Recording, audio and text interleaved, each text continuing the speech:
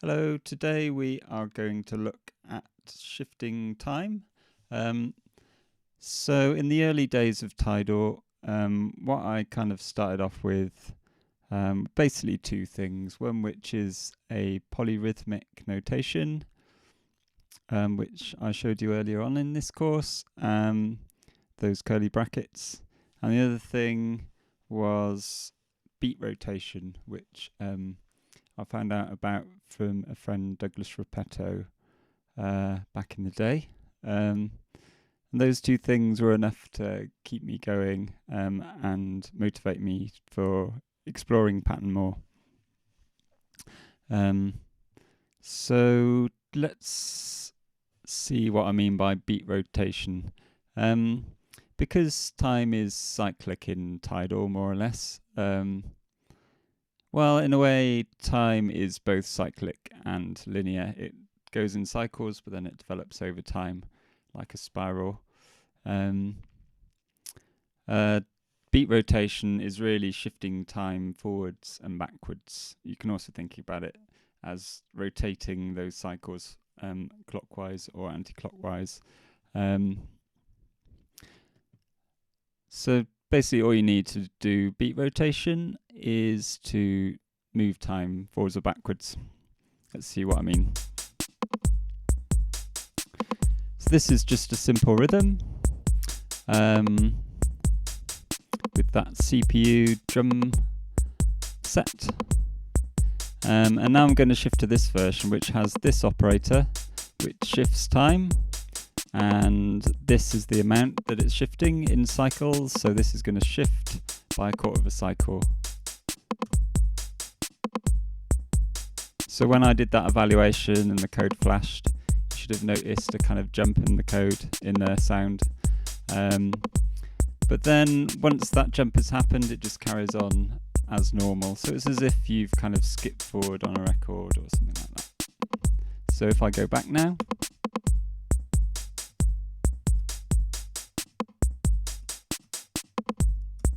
that's actually quite fun.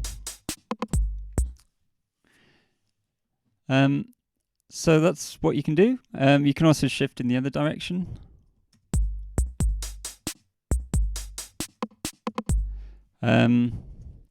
But you don't really notice the difference at this point. So this arrow makes it so the pattern time goes, you're going forwards through the pattern basically. So I think that's right. Let's try. So if I do draw line A, B, C, D, and then if I run that, yes. So this is the version where it's normal. Let's just paste it in here so you can see it a little bit better. So this is the version where it's normal, it's doing the A, B, C, D, and this is the version where it's gone in this direction by 1/4 of a cycle. And you can see that it's the same A, B, C, D, A, B, C, D, but at the start of the cycle, there's the B, so it's shifted this way in the direction of the arrow. But that's a bit strange because you've gone forward into the pattern. So we've skipped that A and skipped forward, but the arrow's going backward. And this is because everything's relative.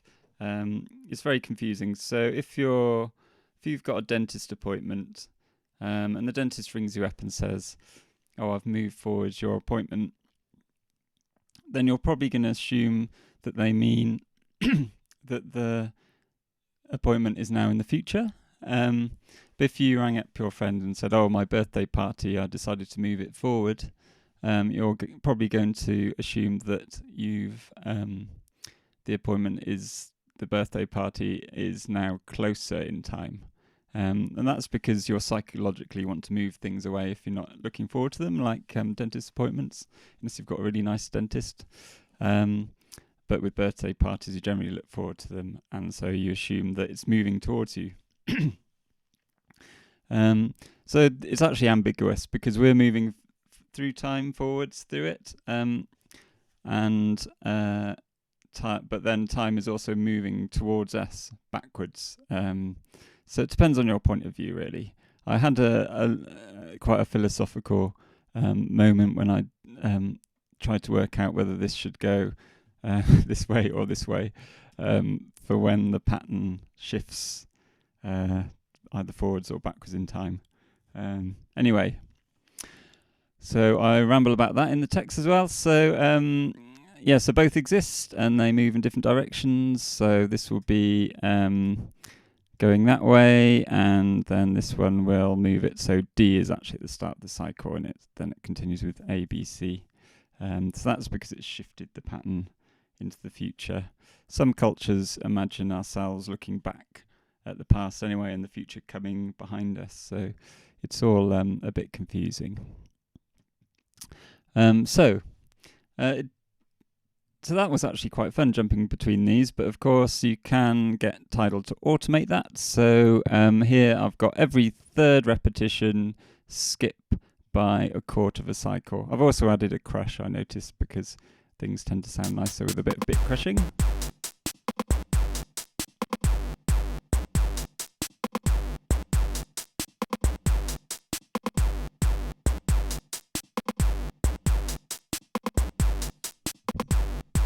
I always find it interesting that when you do this kind of temporal manipulation, this kind of time manipulation, to start with, it starts sounding a bit random, and it takes a while to actually hear the repetition again, the longer term repetition. I like that.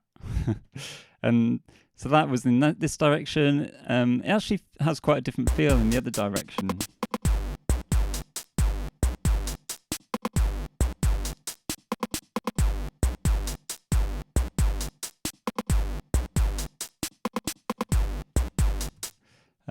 So yeah, it's nice to jump around. In this case, shifting quarter of a cycle that way is the same as shifting 3/4 of a cycle that way, because it repeats every cycle anyway. So you both end up in more or less the same place.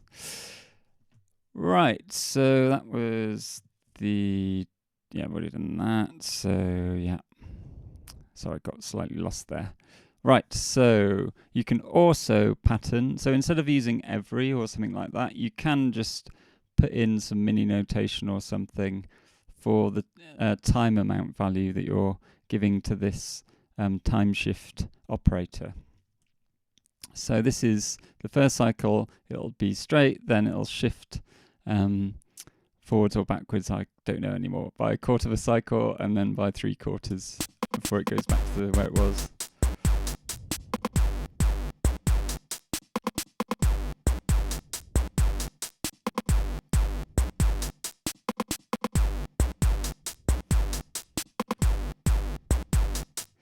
Again, it sounds kind of random until you hear that repetition and lock onto it. Right, so here I have been using parenthesis. So a lot of the time in Tidal we use this $, and if this was a normal function rather than an operator, then I'd be able to, instead of putting the parenthesis here, I could just take away the parenthesis and put the $, there. But Haskell, which Tidal is implemented in, just gets confused if you put two operators next to each other like this. So this won't work on its own.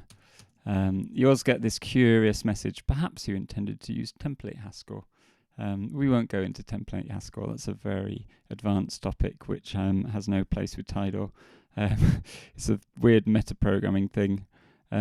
So that is one of the least helpful error messages ever. But what you can do is put the parenthesis this side instead, and then put the $, here. Then these aren't getting confused with each other, and it just works.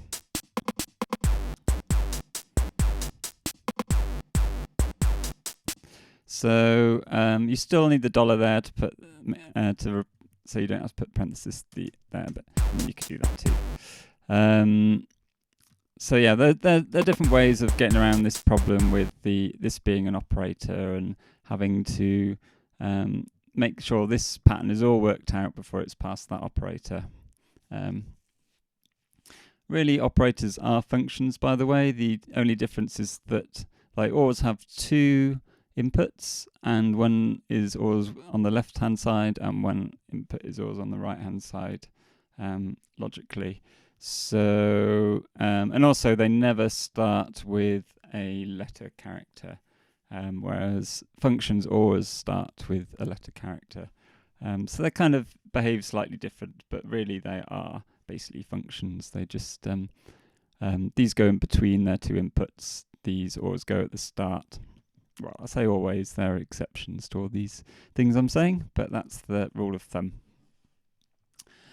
Right, so I go through that with this bit that doesn't work. So yeah, and I've already shown you how to fix that with brackets. That's all fine, either there or so on. Oh, you can also put the brackets around an operator, which basically turns it into a function like this sort of thing, and you can then put it first. So now this is acting like a function with two inputs, where one is here and this is the rest.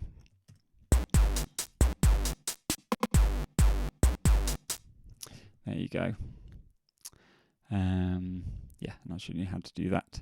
So this also works nicely with chopped up loops. So here I've got two everys, one every 3, rotate it by a quarter, one every 2, rotate it by an 1/8. We could also just put mini notation here and put an E, a bit easier than typing 0.125. And then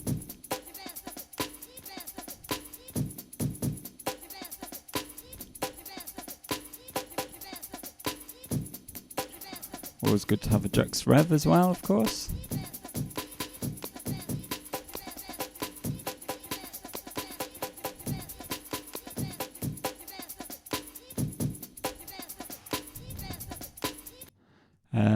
So that's good. You can use this with other functions. Like I could actually put the jux here and then put the rotation there. So now it'll be rotated, well, or shifted, however you want to think about it, only in one speaker. So now one speaker's following the other in quite a nice way. Let's try 16th. Nice.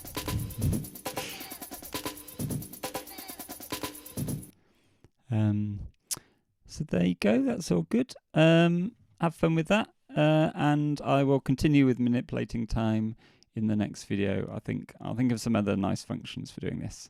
But for now, see you later.